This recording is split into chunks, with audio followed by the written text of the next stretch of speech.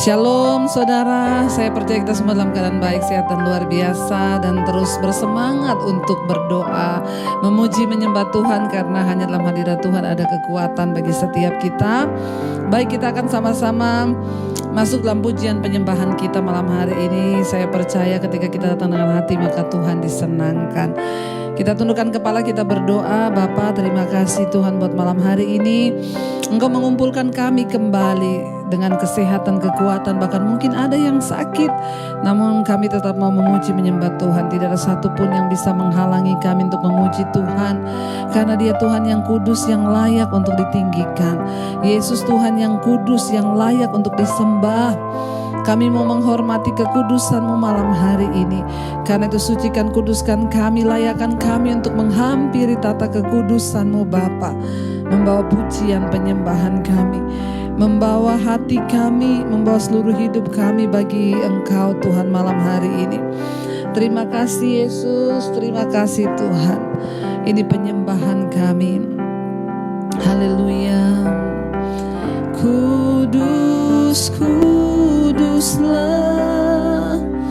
kuduslah Tuhan Allah semesta alam. Kudus, kuduslah, kuduslah Tuhan, surga bumi kudus, kuduslah.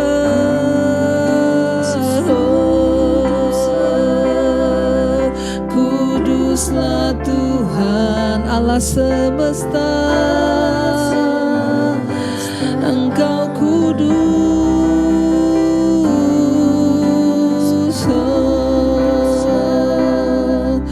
Kuduslah Tuhan, surga bumi. Lebih lagi katakan kudus, kuduslah, kuduslah Tuhan Allah semesta. Kudus, kuduslah, kuduslah Tuhan, surga bumi. Lebih lagi saudara, mari angkat hati dan tanganmu, katakan Engkau kudus Tuhan, Engkau kudus Tuhan Allah semesta. Kudus, kuduslah Tuhan, kuduslah Tuhan, surga bumi menyembah-Mu. Kau Allah yang kudus, kekudusan-Mu Tuhan mulia bagi kami. Kau yang layak ditinggikan, Kau yang layak diagungkan. Kudus, kuduslah Engkau. Karena itu kuduskan setiap kami malam hari ini Tuhan, untuk kami boleh layak membawa pujian penyembahan kami, membawa sembah kami di tahta kekudusan-Mu ya Bapa. Kami mengangkat tangan berseru, kudus, kuduslah, kuduslah Tuhan Allah semesta alam. Kudus, kuduslah, kuduslah Tuhan, surga bumi menyembah. Kudus, kudus, oh, kuduslah Engkau Tuhan Allah semesta alam. Oh, kudus, kuduslah, kuduslah Tuhan, surga bumi menyembah. Kami juga menyembah-Mu malam hari ini Tuhan. Terima kasih buat kekudusan-Mu yang Kau berikan buat kami. Darah-Mu yang menyucikan hidup kami. Darah-Mu Tuhan yang melayakkan setiap kami untuk boleh ada di dalam hadirat-Mu Bapa. Terima kasih buat hak istimewa yang Tuhan berikan untuk kami datang menghampiri tata kekudusan-Mu. Karena itu tidak akan pernah berhenti kami berharap kepada Tuhan. Tidak akan pernah berhenti kami berdoa. Tidak akan pernah berhenti kami berserah. Tidak akan pernah berhenti Tuhan. Kami berharap dan terus mengharapkan anugerah-Mu dalam hidup kami. Saudara, mungkin hari-hari ini Engkau berkata, tidak ada lagi jalan keluar, tidak ada lagi kekuatan. Mari terus angkat hati dan imanmu, percaya Dia Tuhan yang tidak pernah meninggalkan orang-orang yang berharap kepadanya. Karena itu jangan pernah berhenti berharap, jangan pernah berhenti berdoa. Sebab Tuhan punya rencana yang indah atas hidup kita, dan Dia sedang menggenapi setiap rencananya atas hidup kita. Mari kita sungguh-sungguh berserah kepada Tuhan. Mari kita sungguh-sungguh berdoa. Mari kita sungguh-sungguh percaya. Tak pernah berakhir kasih setiamu, selalu nyata dalam hidupku. Tak pernah berhenti berharap pada Yesusku. Kau segalanya, tak pernah berhenti. Oh, kasih setiamu selalu nyata dalam hidup. Tak pernah berakhir berhenti. Kami berharap Tuhan, Kau segala, tak pernah berakhir. Oh, kasih setiamu Tuhan selalu nyata dalam hidupku. Tak pernah berhenti berharap padamu Yesusku. Lebih lagi saudara, mari angkat imanmu dan teguhkan hatimu. Katakan, tak pernah berakhir Tuhan kasih setiamu di dalam hidup kami. Selalu nyata dalam hidupku. Tak pernah berakhir berharap kepadamu Tuhan Yesusku. Kau segalanya.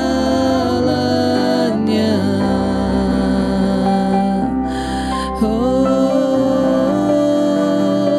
takkan pernah berakhir, takkan pernah berhenti. Kami berharap, kami berserah padamu Bapa.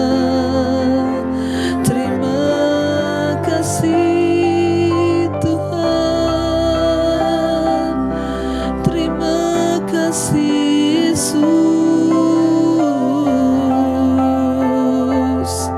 Lebih lagi katakan, tak pernah berakhir kasih setia selalu nyata dalam hidup kami. Kasih-Mu Tuhan, amin. Yes, tak pernah berhenti kami berharap kepadamu Yesus. Angkat imanmu saudara, lebih lagi angkat imanmu, angkat tanganmu, katakan tak pernah berakhir. Oh,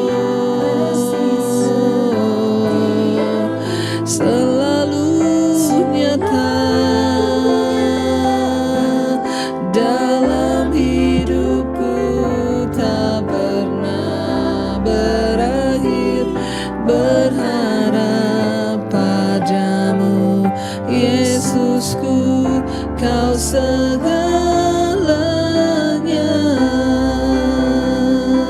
Kau segalanya. Tak pernah berhenti kasih setiamu dalam hidup kami, Tuhan. Sebab itu kami mau terus berseru kepada nama-Mu yang ajaib, Tuhan. Nama-Mu yang membawa mujizat atas hidup kami. Nama di atas segala nama. Yesus Tuhan yang ajaib dalam hidup kami. Mari berseru kepada nama Yesus, saudara. Berseru kepada Yesus yang sanggup melakukan mujizat atas hidup saudara dan saya. Amin. Tuhan, kami panggil nama-Mu.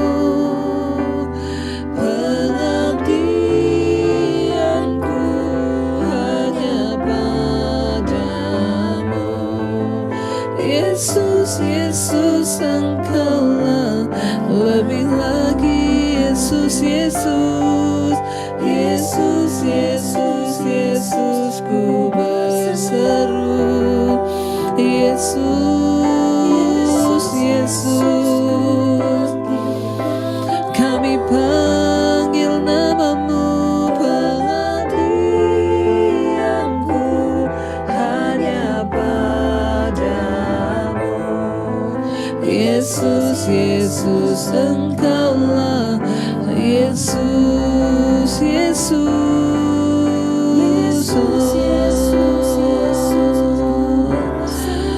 kami berseru. Yesus, pengabdian kami, Tuhan, hanya padamu. Yesus, Yesus, Engkaulah Bapa-Ku. Tidak ada nama lain di bawah kolong langit ini yang olehnya kita boleh diselamatkan. Hanya di dalam nama Yesus ada keselamatan. Hanya dalam nama Yesus ada kelepasan. Hanya dalam nama Yesus ada pemulihan. Hanya dalam nama Yesus ada kesembuhan atas setiap sakit penyakit. Hanya dalam nama Yesus ada pertobatan. Kami datang, Tuhan. Kami datang kepada nama di atas segala nama itu.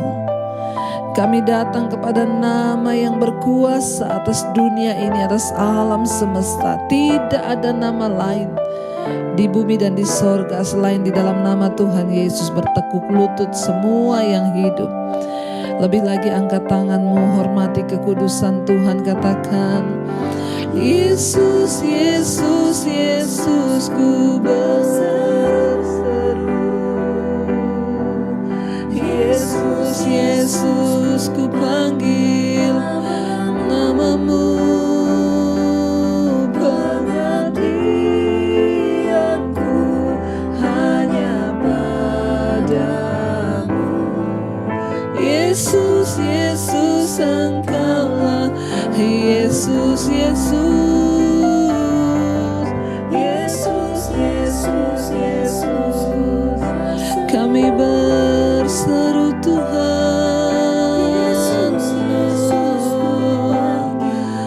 Namamu, pengabdianku hanya padamu. Yesus, Yesus, Engkaulah Bapa-Ku. Engkau Bapa yang kami hormati dalam hidup ini. Kami datang malam hari ini di hadapan-Mu Bapa. Kami bawa seluruh hidup kami dan keberadaan kami. Bahkan kalau sebentar lagi kami akan merenungkan firman Tuhan. Kami sangat percaya firman-Mu yang sanggup mengubah hidup kami. Firman-Mu yang sanggup mengubah cara pandang kami. Bahkan firman Tuhan yang sanggup mengubah nasib kami. Terima kasih buat firman-Mu yang berkuasa. Urapi hamba-Mu yang tidak ada apa-apanya. Urapi setiap kami yang mendengar. Kami buka hati bagi firman Tuhan. Di dalam nama Tuhan Yesus Kristus. Haleluya. Amin, amin, amin. Iya, baik saudara, kita akan melanjutkan pembacaan firman Tuhan malam hari ini. Namun sebelumnya saya akan bacakan kesaksian. Shalom, selamat malam Ibu Debbie bersama tim Mesbah Doa yang Tuhan Yesus kasihi. Bersama saya Ibu Jenny dari NTT, puji Tuhan. Shalom Ibu Jenny di NTT. Saya ingin memberikan kesaksian. Pada awal bulan Januari 2021, suami saya diizinkan Tuhan mengalami sakit COVID. Karena tidak terlalu parah, suami saya disuruh dokter untuk isolasi mandiri saja di rumah. Jujur Bu, sebagai manusia biasa, saya sangat takut karena saya punya 3 orang anak yang masih kecil-kecil. Dan saya juga yang mengurusi suami waktu dia sakit.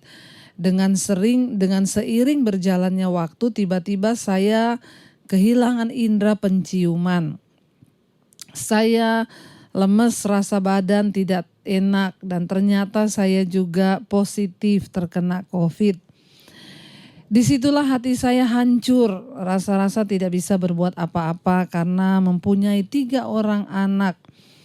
Yang pertama baru berusia 4 tahun, yang kedua berusia 2 tahun, dan yang ketiga itu berumur 8 bulan. Semuanya dan itu masih bayi, dan saya harus memberi ASI eksklusif, di mana dia ASI 1 kali 24 jam. Saat itu yang ada dalam pikiran saya hanyalah rasa ketakutan. Karena bagaimana dengan anak-anak saya yang masih kecil. Namun puji Tuhan lewat Mesbah Doa yang dikirimkan oleh seorang saudara saya kepada saya. Disitulah setiap hari saya terus mengikuti Mesbah Doa, dan pernah ada kesaksian juga dari ibu kalau ibu pernah terkena COVID dan akhirnya sembuh. Disitulah saya menjadi kuat dan terus berdoa kepada Tuhan dalam doa saya. Saya bilang, Tuhan, Engkau yang menjamin anak-anak saya di dalam tangan-Mu. Hamba percaya dan beriman kalau anak-anak hamba Tuhan Yesuslah yang menjaga. Di kesaksian ini saya hanya mau bilang, Bu, Tuhan Yesus dahsyat dan luar biasa. Dan Dia menepati janjinya kepada anak-anak yang terus mau mencari hadirat-Nya. Karena anak-anak saya tidak seorang pun yang terpapar COVID, tidak terjangkiti. Mereka semua sehat sesuai dengan janji Tuhan bahwa Dia melindungi anak-anak saya. Terima kasih Ibu Debbie buat Mesbah Doanya, sekiranya keluarga Ibu terus diberkati dalam pelayanan dan semakin banyak jiwa-jiwa yang diselamatkan. Amin, amin, amin. Ya puji Tuhan ya saudara, biarlah Mesbah Doa selalu memberikan kita kekuatan. Ya kenapa? Karena banyak hal yang bisa membuat kita takut hari-hari ini ya, menghadapi sakit penyakit, menghadapi banyak persoalan di dalam hidup kita. Namun saya percaya hanya Tuhanlah yang sanggup memberikan kita kekuatan. Dan puji Tuhan kalau lewat Mesbah Doa saudara juga terus dikuatkan. Ya karena itu saudara jangan pernah berhenti untuk membagikan Mesbah Doa kepada semua orang yang saudara tahu. Siapa tahu ketika dia sedang dalam keadaan ketakutan, justru saudara bisa melayani dia lewat Mesbah Doa, dia imannya boleh dibangkitkan. Baik, saya akan membacakan satu kesaksian lagi saudara. Selamat sore Ibu Debbie, saya mau bersaksi Bu. Sebelum saya mendapatkan khotbah Ibu lewat YouTube, saya sedang berada dalam pergumulan yang cukup membuat hidup saya merasa sedih dan kecewa, bahkan sangat-sangat terluka. Karena saya harus menghadapi suami saya yang berselingkuh dengan teman SMA-nya. Status dari perempuan itu adalah seorang janda dan kami saling kenal. Singkat cerita, suami saya sudah tidak peduli lagi kepada saya. Bahkan sering terjadi ribut ya, karena kadang saya bahkan dipukul dan dicekik, bahkan dicaci maki. Aduh haleluya.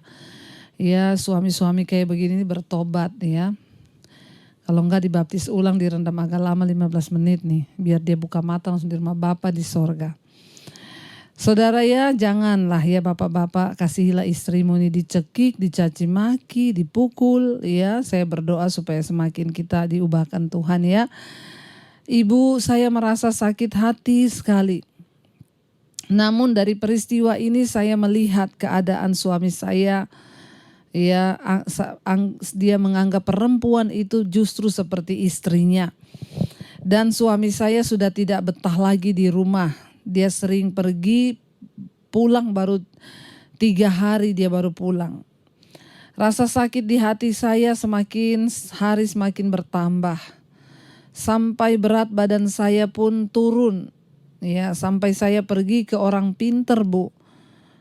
Untuk mau tahu sebenarnya suami saya ini diguna-guna atau bagaimana. Sebab pernah suami saya mengatakan bahwa dia sangat membenci saya. Dan saya akhirnya datang ke pendeta untuk minta didoakan. Kalau ada dosa-dosa keturunan, akhirnya saya doa pemutusan bersama dengan pendeta itu di tahun 2019. Pada waktu itu suami saya tugas di kabupaten, saya tugas di provinsi. Antara tempat tugas suami dan saya jauh, harus menyeberang dengan kapal cepat.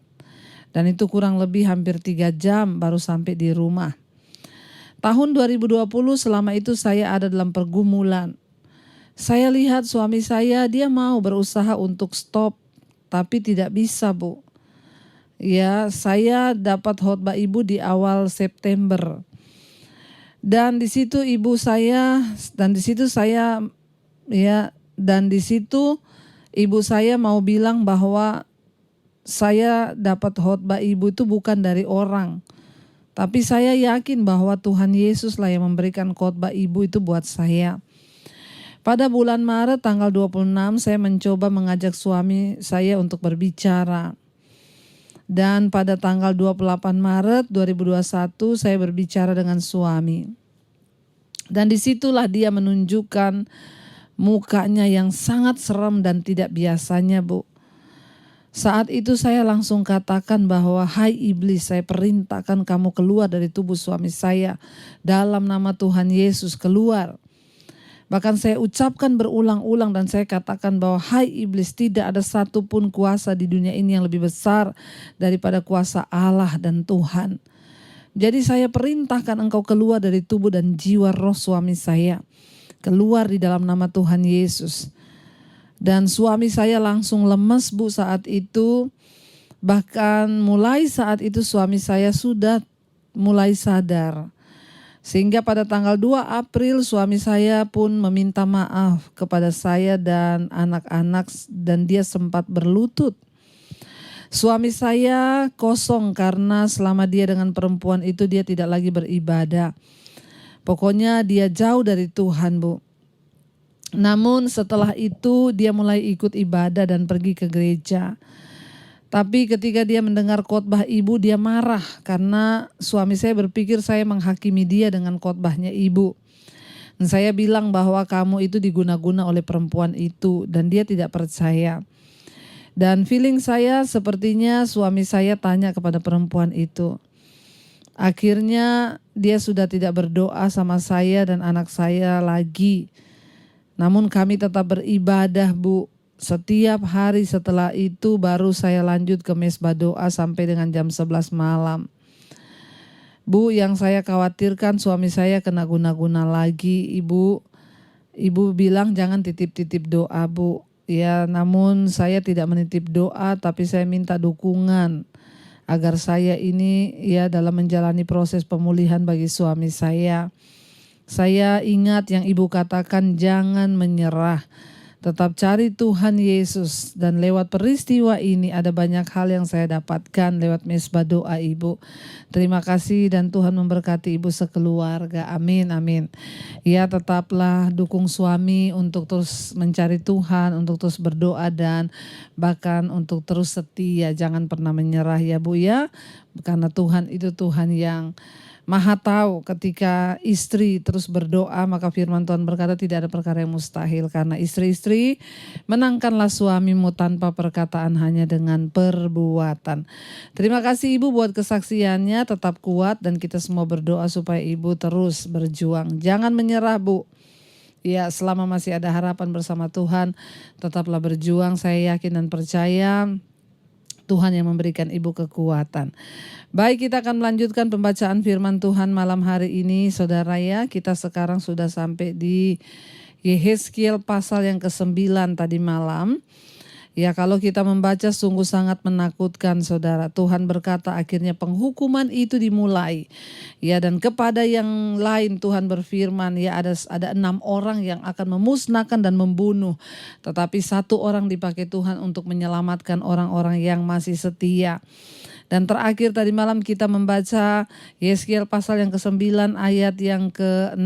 Ya, tadi malam di sana dikatakan Yehezkiel pasal yang ke-9 ayat yang ke-6, saudara, kita sudah lihat apa yang Tuhan katakan dan Tuhan memerintahkan kepada mereka untuk memusnahkan. Firman Tuhan berkata, ikutilah dia dari belakang melalui kota itu dan pukullah sampai mati. Janganlah merasa sayang dan janganlah kenal belas kasihan.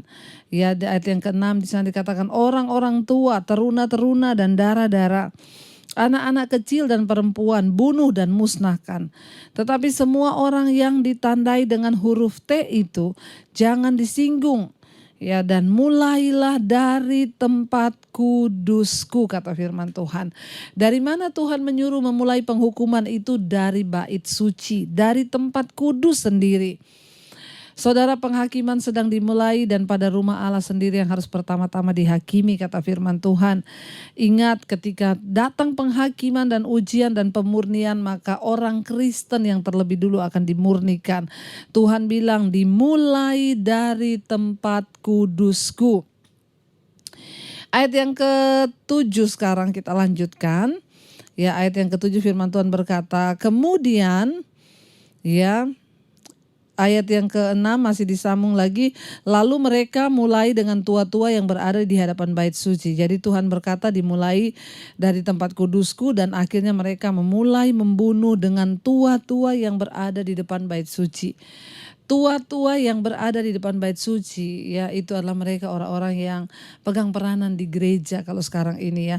Mereka orang-orang yang bertugas di bait suci, para tua-tua yang dianggap berhikmat, yang dianggap sebagai rohaniawan ya. Jadi jangan berpuas diri ketika kita merasa, wah saya ini sudah majelis, wah saya ini wakil gembala, saya ini pengerja. Ingat, penghakiman akan dimulai dari rumah Allah sendiri. Bahkan Tuhan bilang mulai dari para tua-tua itu dulu dihakimi. Ayat yang ke-7 firman Tuhan berkata, kemudian firman-Nya datang kepada mereka, firman-Nya kepada mereka, najiskanlah bait suci itu dan penuhilah pelataran-pelatarannya dengan orang-orang yang terbunuh. Pergilah mereka pergi keluar dan memukuli orang-orang sampai mati di dalam kota. Sangat-sangat mengerikan, saudara, ketika penghukuman Tuhan turun. Ya, semua yang terjadi, saudara, yaitu sangat-sangat menakutkan. Firman Tuhan berkata bunuh dimulai dari bait suci dulu. Ya, kenapa? Karena di bait suci kita sudah baca kemarin, ya kerub itu meninggalkan kemuliaan Allah, itu meninggalkan bait suci, dan ketika kemuliaan Allah pergi, maka tidak ada lagi jaminan di situ, saudara, untuk orang bisa diselamatkan. Ya, Allah menyuruh orang dengan alat penulis itu untuk memberi tanda pada orang-orang yang setia kepada Allah. Kesetiaan mereka ditentukan oleh kesedihan mereka atas dosa bangsa mereka.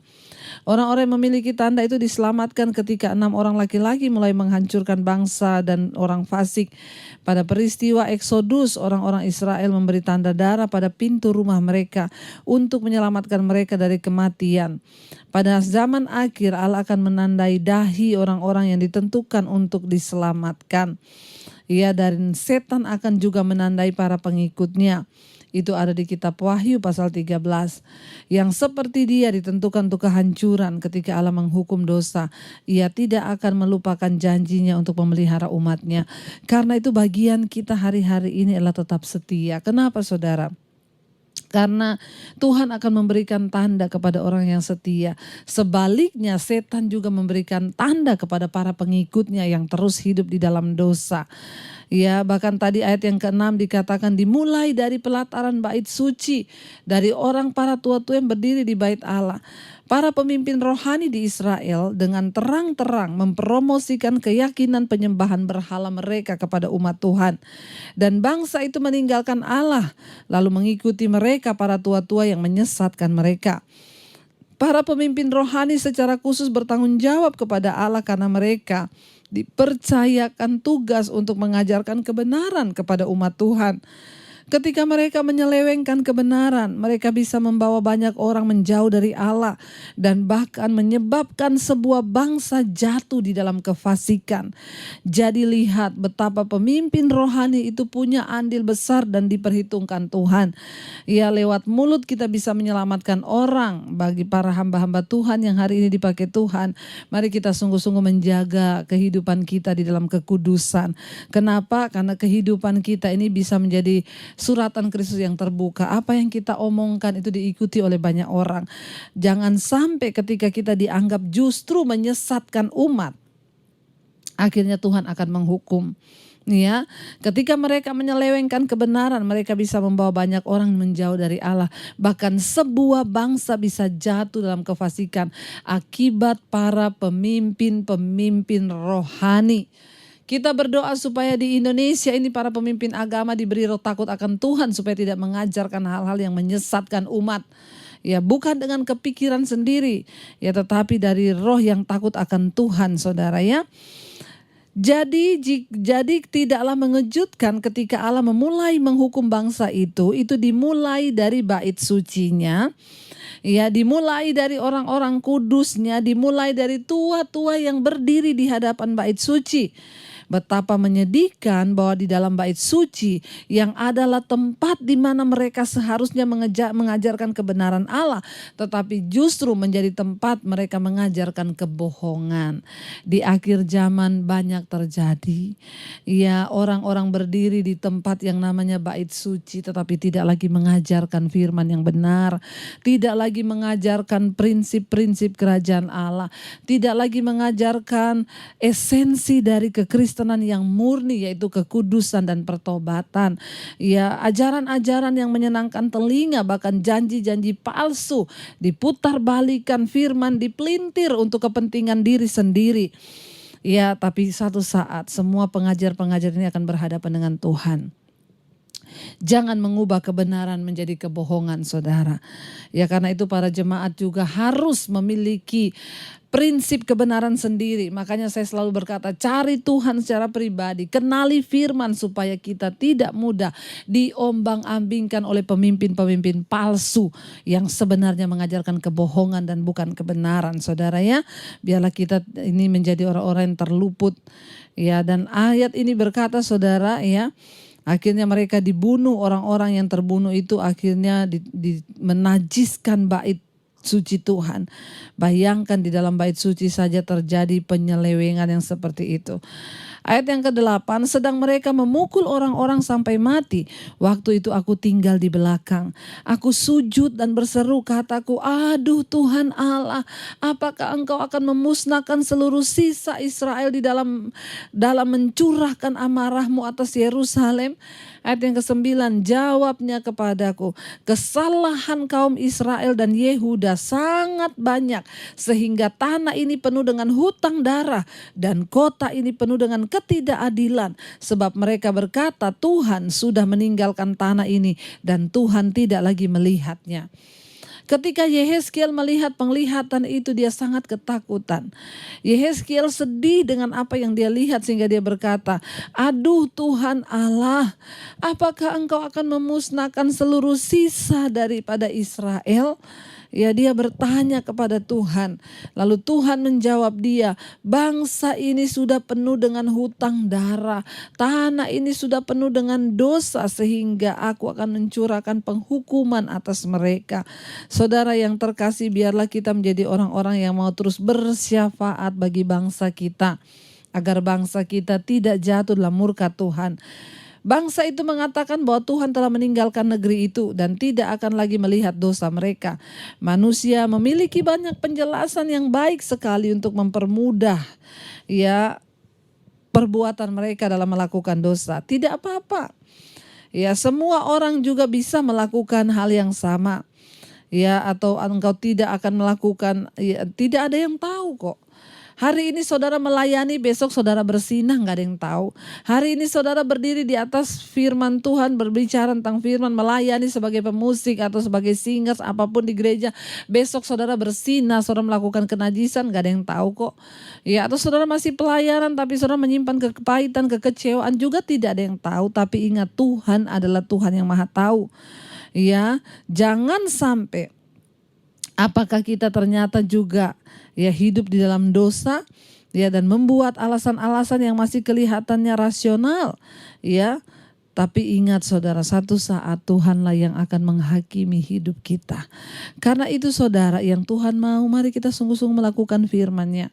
Mari kita sungguh-sungguh hidup dalam ketaatan kepada firman Tuhan dan berusaha untuk menjadi pelaku firman-Nya. Jangan pernah menyakiti Tuhan saudara dengan perbuatan kita. Jangan menyakiti Tuhan dengan apa ya yang kita lakukan, tetapi mari kita terus mencari wajah Tuhan dan hidup berkenan kepada Dia. Ayat yang ke-9, jawabnya kepadaku, ya kesalahan bangsa ini terlalu banyak dan tanahnya ini penuh dengan hutang darah, kata Tuhan. Ayat yang ke-10, karena itu aku juga tidak akan merasa sayang dan tidak akan kenal belas kasihan. Kelakuan mereka ya akan kutimpakan atas kepala mereka. Lihat ayat 11, apa yang lihat orang yang berpakaian lenan itu dan yang mempunyai alat penulis di sisinya memberikan laporan, katanya, aku sudah kerjakan seperti engkau perintahkan.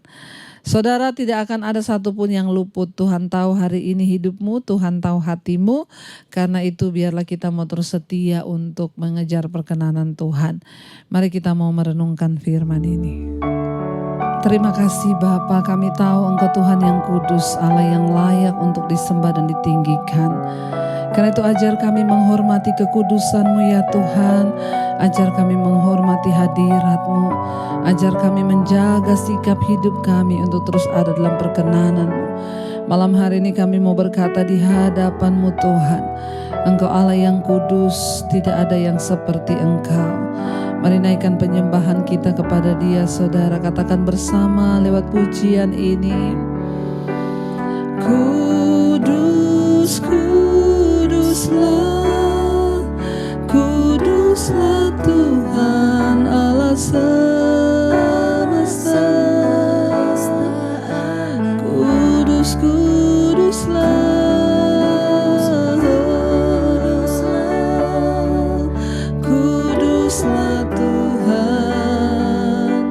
Surga bumi kudus, kuduslah,